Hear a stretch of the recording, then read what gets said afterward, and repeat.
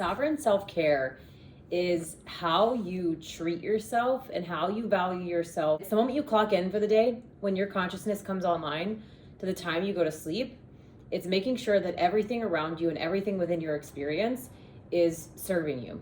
Sovereign self-care is prioritizing your experience above all else, because you know that what you're experiencing, the impact that your experience has on you, and your experience is a mirror of the subconscious truths that are being projected in your reality. And the universe is projecting the unconscious fears that in resistance that you have towards success. So these are the unconscious projections. The difference in the unconscious and the subconscious is that your subconscious has integrated those fears into its daily routine. It has automated some form of protection to steer you clear of the fears that it has made itself aware of. Your unconscious fears are fears that your consciousness isn't even aware of to include in your shield of armor. It can't protect you from these things, or it can't integrate these truths because it's not even aware of them. However, it is in your it's in your energy, so it's being projected to the reality around you. So the law of correspondence, working with mirrors, seeing mirrors in people, seeing mirrors in the universe, seeing your experience as a mirror, is highly valuable to your success, because it allows you to utilize that universal law of correspondence, see your unconscious projections in the reality around you, learn how to discern them and what they mean in your life, allow yourself to step into a higher level of experience based on what you're seeing in your reality that doesn't feel good, that's bringing up the feelings. This is how you know you're speaking in unconscious language. This is the language of your intuitive centers. This is being in connection with your intuition. This is speaking the language of the divine feminine within your body. This is your body. This is learning the language of your body. This is learning how your body says yes. This is learning how your body says no.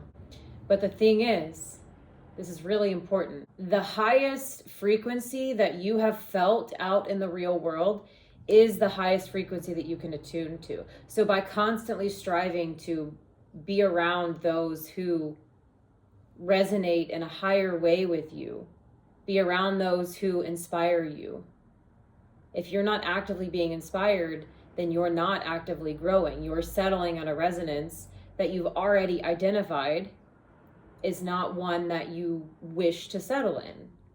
And so sovereign self-care is a very realistic look and perspective to have on your life, and remembering who you are and holding yourself to the standards of who you really are. And what will you accept in your reality? What's okay? What are you okay with in your reality? And what do you truly think that you deserve better of? Do you think you deserve nicer things? Do you think you deserve more love? Do you think you deserve more money? Do you think you deserve more travel? Do you think you deserve more free time? Do you think you deserve more energy? If you answer yes to any of those, I hope to God that you do. And if you answer yes to any of those, I would like to ask you, how are you working towards getting them every day? If you think you deserve them, and if you know in your mind and your heart you deserve them, and your actions are not aligned with getting into alignment with more of them, then you're out of alignment in your life. When you've identified something that you want and a better version of reality that you wish and you seek and you aspire towards, and you're not in all of your actions and in words, don't even talk about the actual verbal language that, don't get me started on that, rather, because I'll go in a completely different direction. And I'm already distracting myself, but I'm keeping myself on track by stuttering through this. A sovereign self-care practice is utilizing all of the tools, all of the intuitive, psychic, ancient, alchemical gifts that you possess as being a human living temple. But that requires that you view yourself as such, and that does require a very expanded awareness of what the fuck's going on and who you are. And that is best done in a full free fall and trust surrender with the Divine Mother, with the universe. with your higher self, because you're going to catch yourself a lot quicker when you jump.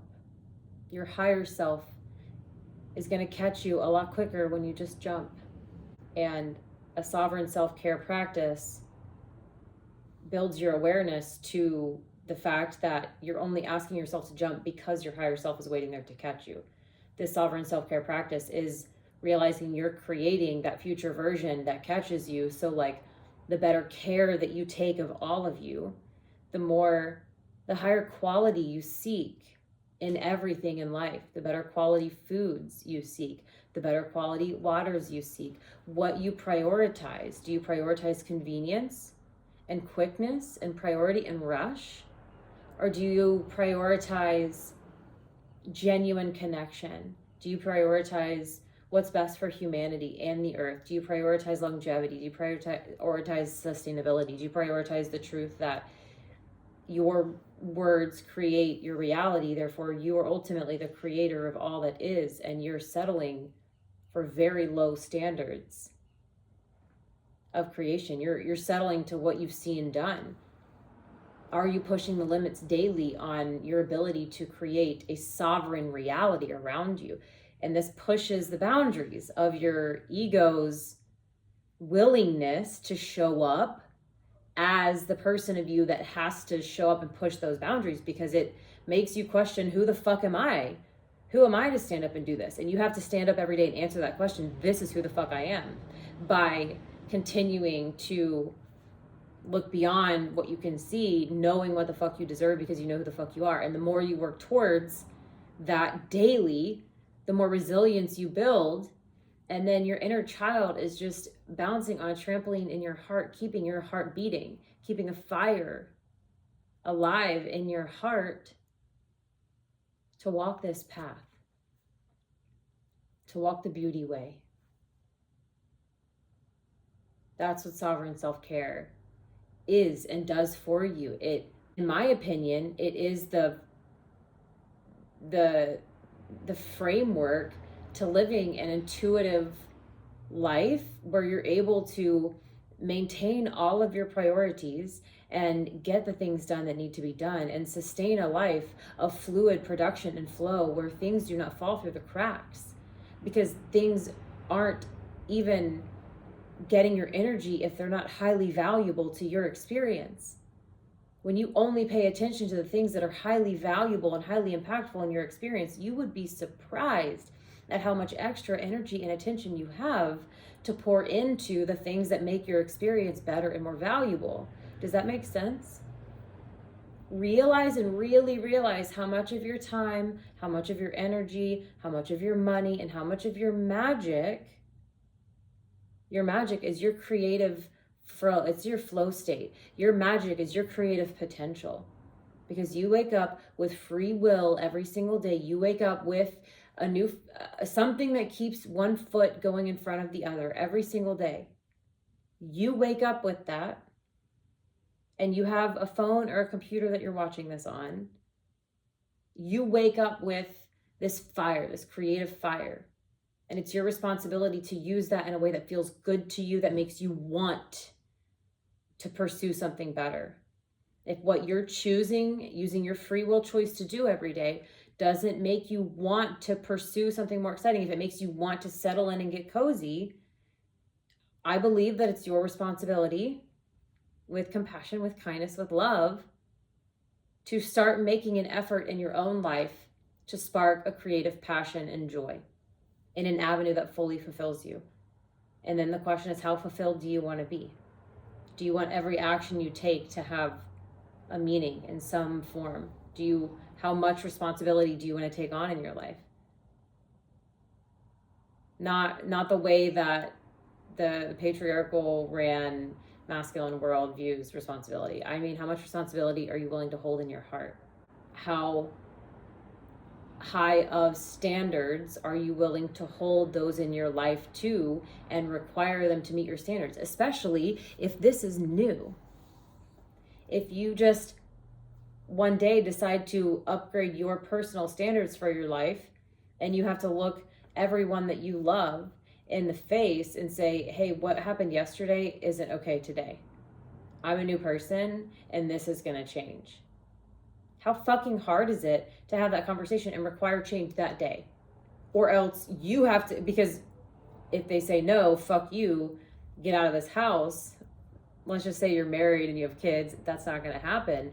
But if they're like, who the hell are you? Hold on, what just happened? And now there's this whole dynamic, and they may even not respond that way. They could very well say, okay, yeah, I'm on board.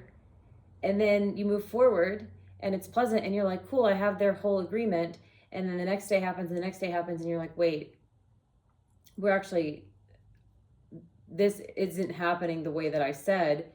And then you have to remember to validate, because you're allowing the same patterns to exist after you set the boundaries, saying that they wouldn't be able to, or else this. And now you're no longer in integrity with a declaration that you made, and the universe has set a timeline forward in motion where that is very much your reality.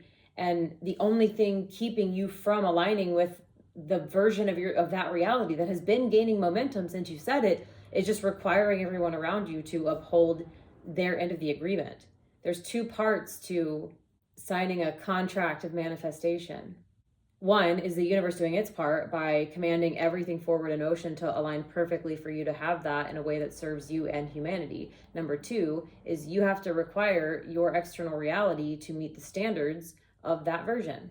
The manifestations are just about as free as they can come, but you have to require to uphold the boundaries and the self-worthiness and the self-love, and the you have to be able to hold that success in your heart and in your nervous system when you get there, because that's going to come with an entirely new elevated level of responsibilities. That's why this self-care, this sovereign self-care framework in your life, this cycle-based framework, this cycle-focused, it's like a you-focused way of living. Like you're 100% focused on you, and somehow you just, everyone who's on board with it, you're just a much better version of yourself in all ways, and you're better for those who are able to receive you in that way. And those who aren't able to receive you in that way are just struggling to step up to the plate of their own next level and meet you at this new level that you're wanting to operate from, because it's much more pleasant to operate from up here. You may ask yourself, why is it hard for people to step up to a new level if it's easier to operate from? Because it doesn't feel that way when you're the one who is on the same level as someone, and then you watch that person go up a level and all of a sudden their life is getting better and it feels like you're being left behind. And I think about Ted Lasso and Nathan, how Ted Lasso just kept doing the thing that he does, but Nathan started to perceive him differently because Ted Lasso started to gain agreeance from fans, and he just started being more likable. It started being more okay to like him, and he wasn't, he didn't visibly to us do anything much different, but Nathan started to get and hold hostility towards Ted Lasso to a point where it stirred up in Nathan so much that it created a darkness in him, right? It's like that dynamic. And that's a coach and assistant coach. Like there's a clearly established power dynamic and difference in roles in that specific relationship, because that was a coach and an assistant coach. But let's say between friendships, you have to learn how to navigate unspoken power dynamics in friendships and in relationships. And when you're coming in with clean hands and a pure heart, you don't want there to be a power dynamic. And there isn't one until someone chooses to make upgrades to their vibration, to upgrade what they are expecting from the universe, upgrade what they're expecting from themselves, therefore upgrading what they expect from others. They show up with a new resonance. They show up at a new frequency. They show up holding a new brightness of light. And if your shades aren't acclimated, it will hurt your eyes. And you blame the light. It's not the sun's responsibility to not be in your eyes. And it doesn't matter the relationship. That switch can be flipped at any moment when someone feels caught on their heels and it isn't able to recognize in themselves a shift in energetic dynamic and be able to identify what it is in them that's causing it, and there's very likely a pattern of that. And that's just something that has to be made aware of in a friendship. Or if you're someone who's aware of it and you're the only person in the friendship and the dynamic that's aware of it, you have to learn how to navigate that conversation and not exhaust yourself and not drain too much of your energy on something like this, and keep moving forward in a way that's pleasant and peaceful, or choose to step up to the plate and have the conversation if it's that important to you. You basically have to, it's a pick your battles. And every conversation you have will be useful, but they do come with a certain air of confrontation. And there will be seasons in your life where you're needing to speak more of your truth because you have just been so invalidated by your reality. Maybe you've spent a lot of time out just doing activities out in the world. This is common in summer. We're exposed to a lot of different things. And especially if you're just depending on what you're doing in your life, if you're pushing the boundaries of your own inner limits, then you're inevitably going to be increasing the flow of collective energy that's coming your way, because you're expanding your consciousness to more of it. So you're picking up more of the collective shit, and it's just you hear both sides of it, and whatever you choose to hear more of and focus on is what's going to like trickle down. Think of it like falling through a filter. If you're like making drip coffee, like what trickles down into your cup, and it's going to be really concentrated, and it's going to be, and it'll get balanced out, but like whatever you're really focused on as it drips through, like that's just what it's going to be. And it's easy to slip into that, and it's really friggin' important to maintain a highly upgraded energetic cleansing, an energetic hygiene, a vibrational alignment based flow in your life. And this is for the people who want to live intuitively. This is for the ones who have, in my opinion, I say graduated from the mindset of like needing to live on a schedule. That's great. Maintaining structure is great. If that brings you peace, I'm all for that. Me personally, that type of boundary is just not joyful for me. I don't like making plans that far in advance. I like making like feel-based plans, and I schedule my entire business based on what's going on in my cycle, what's going on in the moon, what season it is, what the weather is like. Like I live a very earth-based, I have an earth-based business, and it works, and it's successful for me, and it's growing, and it's compounding, and it's gaining so much momentum so fast. Let me know in the comments if anything resonated, or if you want to hear more about anything. I'm learning how to channel my channel. I had a spontaneous Kundalini activation in February of this year, and since then I've been integrating this energy and learning how to channel it through my business so that I can truly create a really aligned and abundant business that requires very little physical effort or unaligned effort. All of the work that I do is in alignment with what I want to do and what I desire, and my higher timeline and my desired future state. And I enjoy keeping it that way. And I've built my entire business with that framework in mind. Now that framework is something that I teach and I offer as a tool for others to create their business around. And what this does is it integrates your life and your business so that you can intuitively keep all of your priorities in order so that things get done that need to get done, but you don't over worry and overstimulate yourself with worrying about unnecessary tasks. You focus on the priorities, you focus on what makes you happy, and the rest of life falls into order. This uses 4 resources: your time, your money, your energy, and magic. And I teach the magic part. You already have learned how to utilize these, but you haven't learned the power of magic yet. And when you understand the power of magic, you naturally learn how to use these in a way that empowers you more towards a life that's really exciting and really fun, and eventually your own heaven on earth reality. And so that you'll get to live your life in peace and abundance, and that will allow you to empower a better world for all. Thank you for listening, and let me know what you think.